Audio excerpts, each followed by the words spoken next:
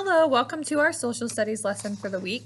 We are going to be talking about the Civil War battles and also the assassination of President Lincoln. So these are the two packets you should have had in your bag. So first we're going to do the battles here. There was more than 5,000 battles fought between the Union, the North, and the Confederacy, the South, during the American Civil War. Today we're going to talk about 8 of the most important battles. So we are going to fill in the lines on these boxes, okay? So our first one is the Battle of Fort Sumter, and this happened April 12th to April 14th, 1861. And the location of this was the Charleston Harbor in South Carolina. So you need to write Charleston Harbor, South Carolina. South Carolina. Oh, I can't talk. My allergies are going a little crazy here.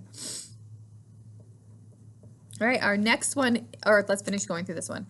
So the Confederacy and the Union didn't lose any men during the Battle of Fort Sumter. The Confederacy won, and the importance was this was the first battle of the American Civil War. Our next is the first Battle of Bull Run. This one was fought July 21st, 1861, near Manassas, Virginia. The Union lost 2,896 men.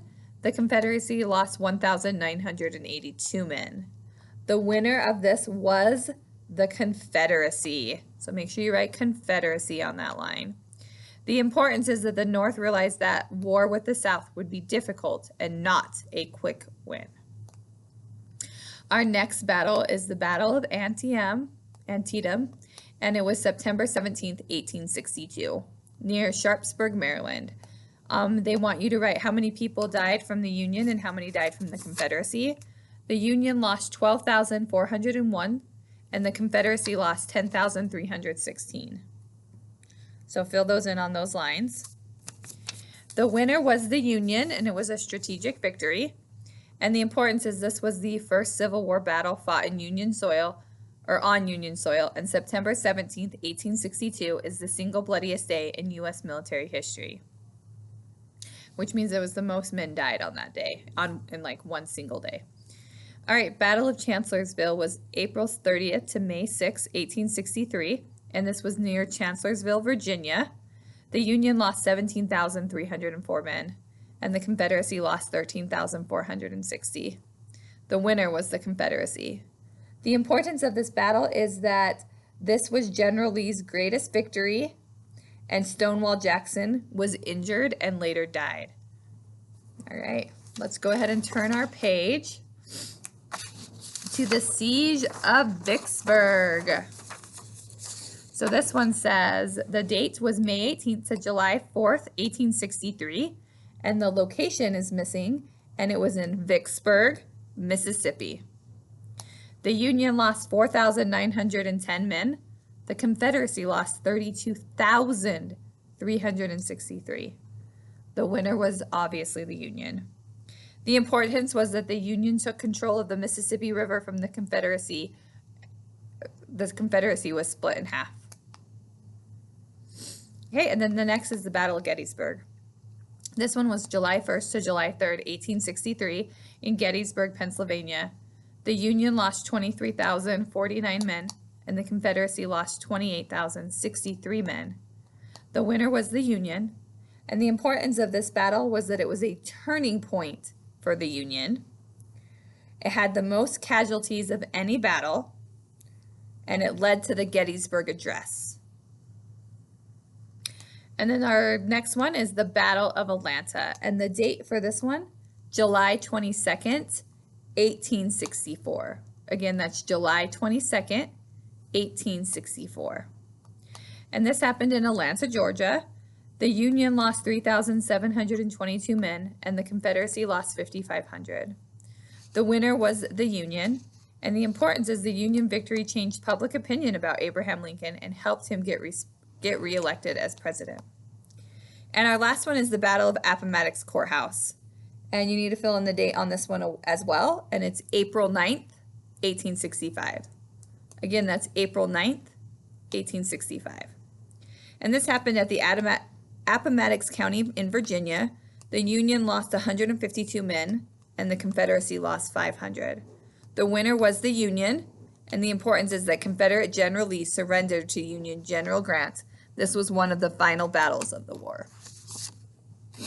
All right, our next page in this one talks about the Civil War battles reflection.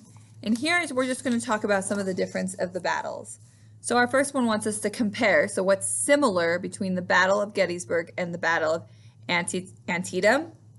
And they were similar in a few different ways. What I want you to write is they were both battles with devastating casualties.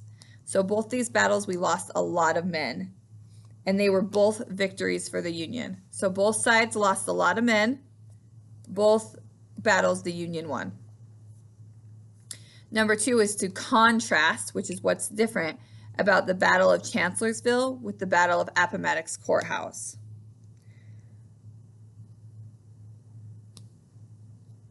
All right, so the Battle of Chancellorsville was General Lee's greatest victory, and a lot of people thought that they were going to win. Whereas you compare that to the Battle of Appomattox, that's where General Lee surrendered. So you can see the difference. Chancellorsville, Lee was high, like he could win. Battle of Appomattox, he surrendered. All right, number 3, review the 8 battles you learned about. Which seasons did they take place during? So these battles took place during summer, spring, and fall. They did not take place during the winter. The reason for this is because the winter was cold. It was just too cold to fight. So both sides just kind of took a break. And then number 4, which battle would you like to learn more about and why? I can't answer that for you. So I want you to think about the 8 battles we've discussed and which one would you want to learn more about and why? All right, so this is due on Tuesday, June 1st. So make sure you get your name on that and put it back in your bag so you don't lose it. Now we are going to discuss Abraham Lincoln's assassination. So let me get to those pages here. All right, so first we're going to just read through a couple things to discuss what happened, okay? So I'm going to read through this. I want you guys to follow along. The war is over. Union victory. The Confederacy has surrendered. On April 9th, 1865, Confederate General Robert E. Lee surrendered to Union General Ulysses S. Grant at Appomattox Courthouse in Virginia. Under Lincoln's orders, Grant paroled the Confederates and allowed them to return to their homes, farms, and shops. They were able to keep their horses and personal belongings. These lenient terms are probably intended to make Reconstruction easier. Although not the official end to the war, the surrender at Appomattox led to the rest of the Confederacy surrendering. No formal peace treaty has been signed, however. It is clear that the war is finally over. All right, let's turn our page. Abraham Lincoln's assassination. 2 days after Lee's surrender at Appomattox Courthouse, Abraham Lincoln gave a speech detailing his plans for rebuilding the Union. John Wilkes Booth, a successful actor from Maryland, was in the audience. Booth believed in slavery and white supremacy. Upon hearing Lincoln's speech, he said to his companion, "That is the last speech he will ever make." Earlier in the year, Booth had made failed attempts to kidnap the president. After hearing the speech, he planned Lincoln's assassination. With the help of his co-conspirators, he planned to kill President Abraham Lincoln, Vice President Andrew Johnson, and Secretary of State William H. Seward, all in the same night. They decided upon the evening of April 14th, 1865, when Lincoln would be attending a play at Ford's Theater in Washington, D.C. The play was Our American Cousin, a comedy. Lincoln was accompanied by his wife, Mary Todd Lincoln, a young officer named Major Henry R. Rathbone, and his fiancée, Clara Harris. John Wilkes Booth waited outside the presidential box for the lead actor to utter a very funny line. Amid the laughter, he barged into Lincoln's box with a dagger and a pistol. He fired the pistol 6 inches from Lincoln and slashed Rathbone with his dagger. He then jumped from the balcony onto the stage. Some witnesses said his foot caught on a flag and he broke his leg. Some said that Booth declared Sic Semper Tyrannis, which is Latin for "Thus be it always for tyrants." Others reported that he said, "The South is avenged." Booth ran off the stage and escaped by horse. Lincoln had been shot in the head. He was brought to a nearby boarding house where he died the next morning. Around the same time Lincoln was shot, Booth's accomplice, Lewis Powell, attacked Secretary of State William Henry Seward. He stormed into Sayward's house and fought his way to the secretary's bedroom where he stabbed him. Sayward barely survived. The final target, Vice President Andrew Johnson, remained safe. His assassin, George Atzerodt, decided not to go through with the plan. 2 weeks later, John Wilkes Booth was found in a barn in Virginia by the Union cavalry. They had orders to keep him alive. They set the barn on fire, and before he escaped, Sergeant Boston Corbett shot and killed him. Booth's accomplices were tried in later months. 4 of his accomplices, including Powell and Atzerodt, were hanged in July. Several days after Lincoln's assassination, his body was put on a train that would travel 1,654 miles to Springfield, Illinois, where the president would be buried. The train stopped at several cities along the way where thousands of mourners gathered to view Lincoln's body. He was finally buried on May 3, 1865, 17 days after his death. Abraham Lincoln was the first American president to be assassinated. All right, now I want you just to turn to this page, and we are going to answer these questions, okay? Abraham Lincoln's assassination comprehension questions. So who was John Wilkes Booth? What did we say? He was a famous actor, and he is famous for assassinating Abraham Lincoln. So you could write a famous actor who assassinated President Lincoln. And then number 2, what was Booth's plan? What did he come up with? Booth planned to kill President Lincoln, Secretary of State Seward, and Vice President Johnson, all in the same night. So he was going to kill all 3 men, President, VP, Secretary of State, in one night. And then number 3, how was Abraham Lincoln killed? Booth waited outside Lincoln's private box while he was watching a play. When the audience erupted in laughter, he barged in and shot Lincoln in the head. He escaped by jumping on the stage. So mostly what I want you to write is that he was shot in the head.